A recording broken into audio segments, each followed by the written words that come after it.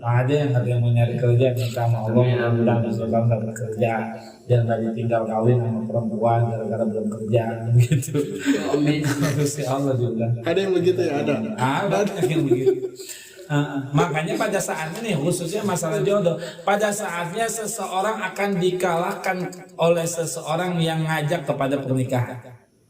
Iya, selama apapun orang ngejalanin hubungan pacaran akan dikalahkan sama satu orang yang ngajak kepada pernikahan. Kayak ada bahasa, biarin lu pacaran sama siapa, yang penting nikahnya sama gua. Bambu itu tuh, catat bambu catat. Ayo kan ada bahasa gitu, biarin lu pacaran sama orang, yang penting nikahnya sama gua. Ada pertanyaan lagi nih Bang ini. Ini sih dari sosmed juga sih, dari sosmed. Ini datangnya nih sekarang dari jamaah perempuan nih. Dari jamaah perempuan. Ini sih sebetulnya saya sih tahu nih orangnya nih. Ini yang nanya ini. Ini dari masa lalunya. Boleh sebut nama nggak sih? Jangan. Ada punya. Iya. Masa lalunya Bang Tit. Sampai ada pokoknya.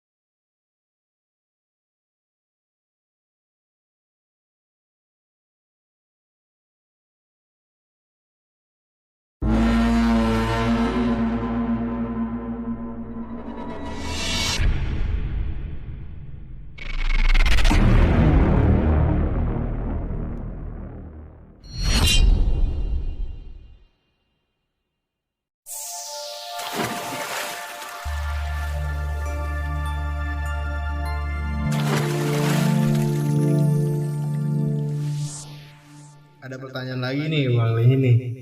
Ini sih dari sosmed juga sih, dari sosmed. Ini datangnya nih sekarang dari jamaah perempuan nih. Dari jamaah perempuan. Ini sih sebetulnya saya sih tahu nih orangnya nih. Ini yang nanya ini. Ini dari masa lalunya. Boleh sebut nama nggak sih? Jangan. Ada punya. Iya. Masa lalunya Bang Tit. Sampai ada pokoknya lah. Ini dia nggak mau disebut nama gitu, dia pengen disebutnya Bulan Bintang ini. Si penanya ini, si cewek ini namanya Bulan Bintang, kita sebut aja Bulan Bintang lah ya.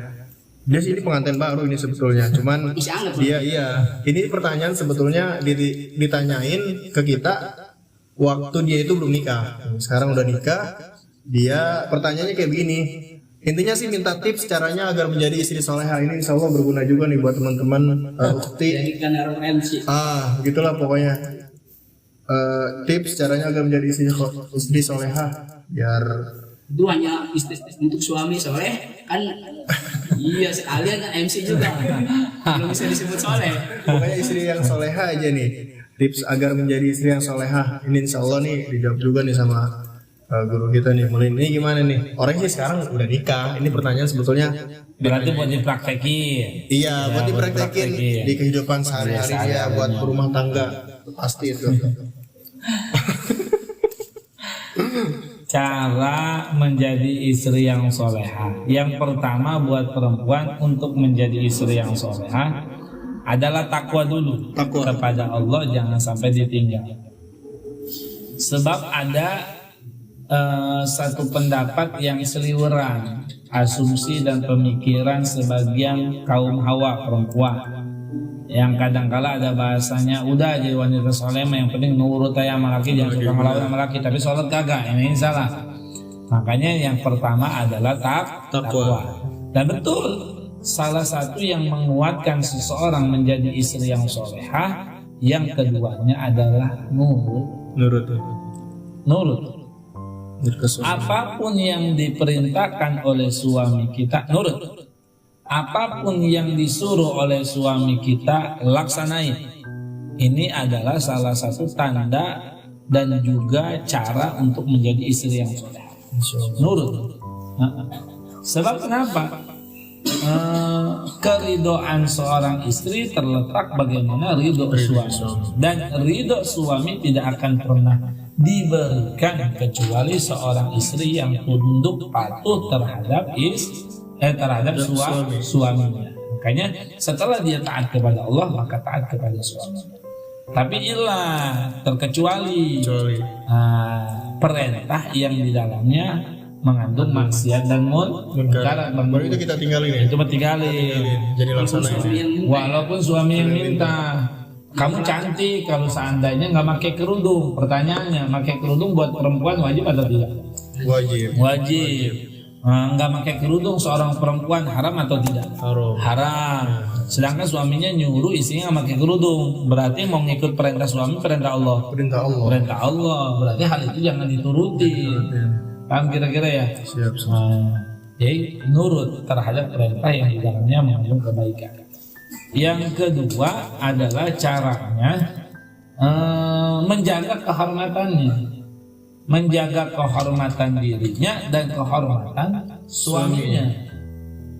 Bagaimana caranya kalau seandainya seorang istri ingin menjadi istri yang soleh? Yang kedua ini menjaga kehormatan dirinya, itu kan sudah jelas.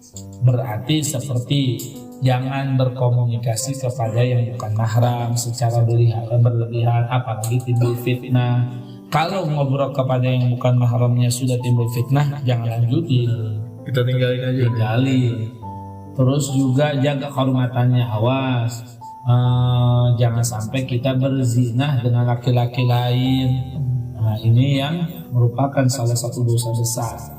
Menjaga kehormatan suami bagaimana? Menjaga kehormatan suami ini yang sering banyak dilakuin banyak perempuan. Keluar rumah juga tanpa sepengetahuan suami. Iya, nggak boleh lah. Dosa ini. Dosa lah, jangan boleh. Justru ketika keluarnya seorang istri tanpa sepengetahuan suami, terlebih yang bukan merupakan satu kebiasaan dan keperluan, ini bisa dilaknat oleh para malaikat-malaikat Allah.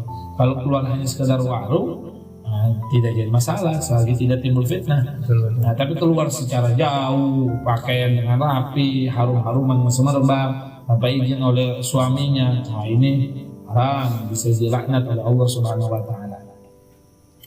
Terus yang menjaga kehormatan suami ini yang bagaimana nih? Ini yang banyak dilakuin, yang sering orang suka lupa. Yaitu adalah menjaga kehormatan suami itu diantaranya yang sering perempuan zaman sekarang lupa, yaitu ngomongin laki di hadapan perempuan lain. Itu sering tuh kejadian tuh gitu. Seorang istri yang ngomongin suaminya di hadapan perempuan lain atas kejelekannya, kekurangannya, keburukannya, ini merupakan perbuatan tercela bagi seorang istri. Nggak bakal dia bisa menjadi wanita solehah dan tidak akan mendapatkan predikat wanita solehah kalau dia tidak menjaga kehormatan suaminya dengan cara menggibahi suaminya sendiri, ngejelekin suaminya sendiri. Gue mau punya laki, masya Allah, dia jeleknya minta ampun. Dia gue mau punya laki, malesnya minta ampun. Dia gue mau punya laki, miskinnya minta ampun. Nyeritain kekurangan suami kepada orang lain malah. Nah, ini merupakan sebuah hal yang dilarang bagi seorang wanita yang soleh. Nah, boleh tuh. Jadi yang keduanya menjaga kehormatan suami dan juga kehormatan dirinya. Yang ketiganya, ambil hati suami kita dengan cara menyenangkannya. Dengan cara apa? Apapun yang bisa menyenangkan hati kita, yang membuat hati suami kita senang, bahagia, ridha, lakuin. Itu salah satu. Jadi ada 3 cara, 4. Pertama takwa, yang kedua nurut, yang ketiga menjaga kehormatan, yang keempatnya adalah menyenangkan setiap hati suami kita. Apapun yang bisa menyenangkan hati suami kita, ikutin selagi tidak benar. Itu tips jadi istri soleh. Kalau sebaliknya nih kan kebetulan tahu saya dan teman-teman, oh gitu, tips untuk menjadi suami pacaran suami yang soleh. Soalnya udah ada tanda-tanda nih dari Bang Firdaus ini. Hilalnya udah kelihatan dulu. Kalau buat bisa kita jadi suami yang soleh, Yang pertama sama modalnya kita takwa dulu. Kita yang Poin pertama dan takwa dulu lah Bang Bu. Poin pertamanya adalah takwa. Sebab patokannya adalah din agama. Yang kedua adalah menyenangkan istri kita. Salah satu yang keduanya bagi seorang suami ketika mau menjadi suami yang soleh, senangin istri kita. Senangkan mereka sebagaimana kita butuh disenangkan dari istri kita. Apapun yang membuat istri kita senang, senangin. Apapun yang membuat istri kita bahagia, bahagiain. Kalau istri kita senangnya jalan-jalan ke Tang Sidi, aja ke Tang Sidi. Atau terus. Kalau senangnya ke toko Ancin beli mas, beli ke toko Ancin beli mas. Kalau senangnya beli Alphard gimana? Beliin kalau mampu. Kalau nggak mampu, jangan. Pernah ngasih bunga mawar ditolak gitu. Pengennya bunga bangga itu termasuk kesenangan apa bagaimana itu? Repot itu. Itu sedangkan nggak apa-apa buat mengolok. Jadi yang keduanya adalah senangkan hati-hati istri kita. Kalau ketika kita ingin menjadi suami yang soleh. Terus juga kita pun sama, jaga kehormatan mereka, hindari diri kita daripada zina. Ini jangan sampai kita setelah menikah berzina kepada orang lain. Ya, lebih baik poligami daripada berzina. Lebih baik berpoligami daripada berzina. Kalau mau poligami, poligami. Yang penting asal jangan zina. Tapi ingat, poligami sebetulnya ada syarat-syarat tertentu. Tapi kita nggak sampai kepada hal. Jadi fondasinya adalah takwa, menyenangkan hati istri adalah salah satu cara untuk menyenangkan istri kita, salah satu cara untuk kita menjadi suami yang soleh. Insyaallah siap. Bambu. Ada lagi? Buat kita juga sih bambu yang Iya. Tapi bambu sih. Bambu tapi yang hilalnya yang udah kelihatan banget mas. Ya mewakili perasaan yang lain lah. Dulu siapa dalam. Ini ada lagi nggak ini? Jadi pertanyaan. Kira-kira ada lagi nggak? Coba lihat.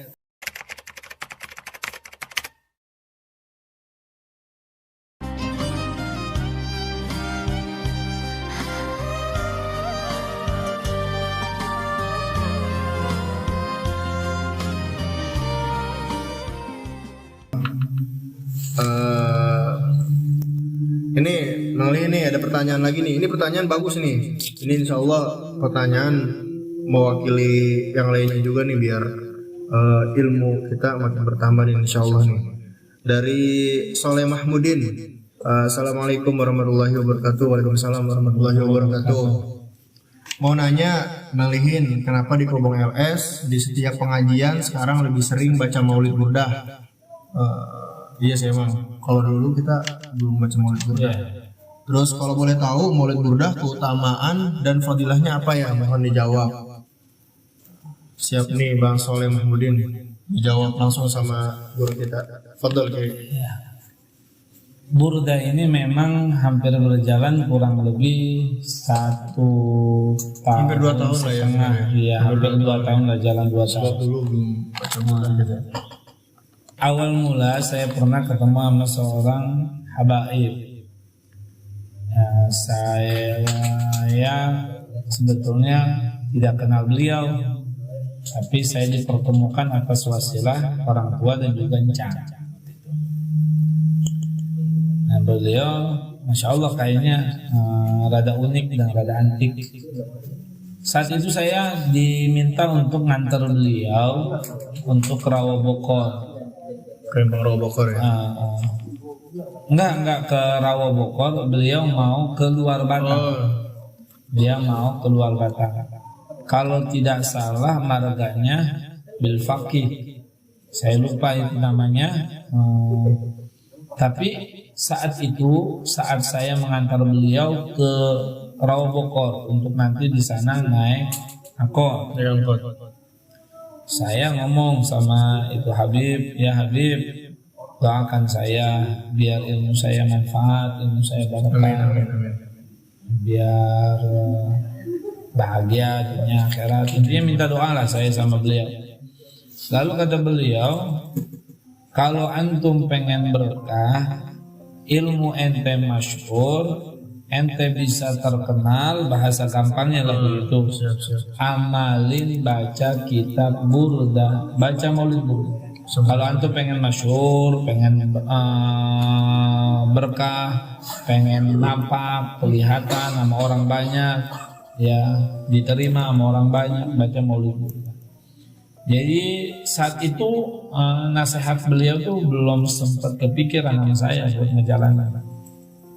Sampai akhirnya setelah saya tinggal di tempat yang baru ini, saya ingat pesan beliau. Akhirnya coba bismillah saya awalin baca maulid burda. Yang kedua, saya mutaba'ah kepada Abu Yasin Muhammad Rizal bin Husain bin Syihab.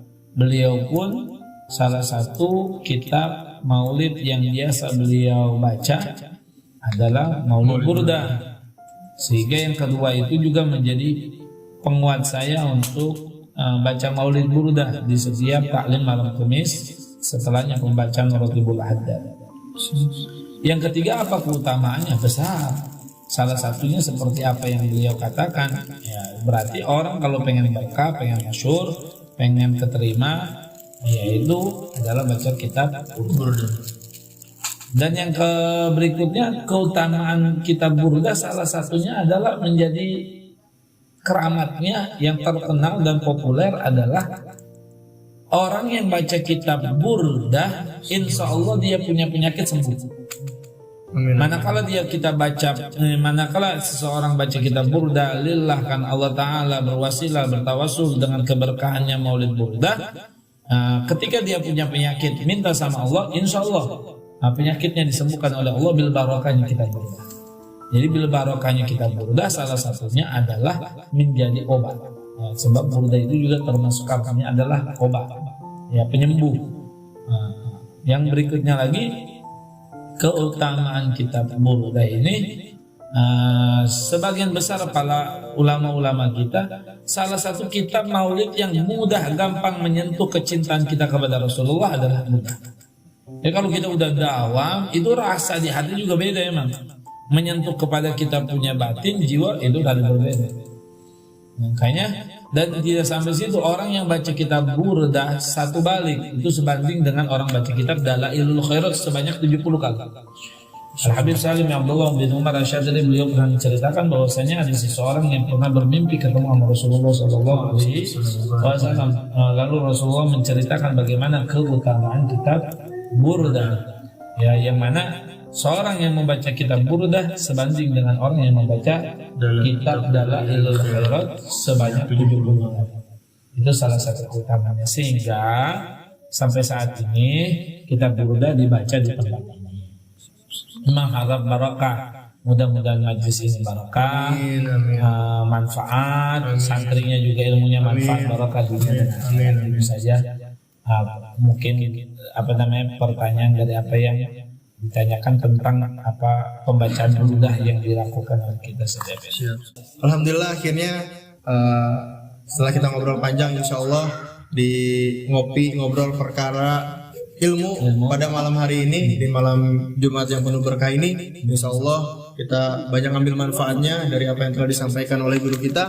Kita ketemu lagi nanti di kesempatan berikutnya. Untuk teman-teman yang udah ikutin channel kita di LS Habibi Rasul, jangan lupa ajak temannya yang belum subscribe, tekan tombol loncengnya juga, notifikasi, biar kalau misalkan ada update dari channel kita itu bisa langsung muncul, bisa langsung ditonton. Dukung terus dakwah media kita di LS Habibi Rasul. Untuk saran, masukan dan lain sebagainya bisa kalian sampaikan di sosmed LS Habibi Rasul, di Facebooknya, di Instagram ataupun di YouTube. Kita perlu masukan juga dan saran dari kalian semua, dari sahabat soleh sekalian. Akhirnya kita tutup ngopi pada malam hari ini dengan doa majlis kali kayak gimana? Apa Bang Bu mau doa sekalian? Bambu sama majlis saja. Ayo, fadhil. Ya, kita tutup dengan doa majlis. Subhanakallahumma wa bihamdika asyhadu an la ilaha illa anta astaghfiruka wa atubu ilaik. Assalamualaikum warahmatullahi wabarakatuh.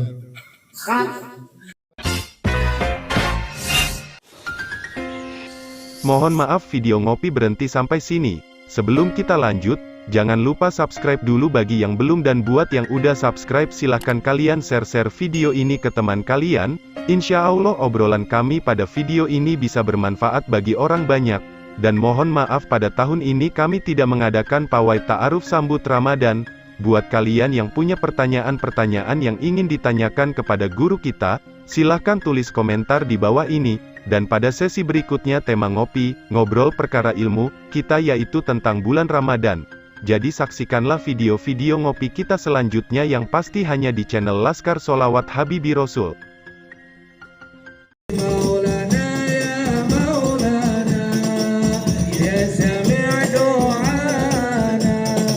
بحرمة سيدة فاطمة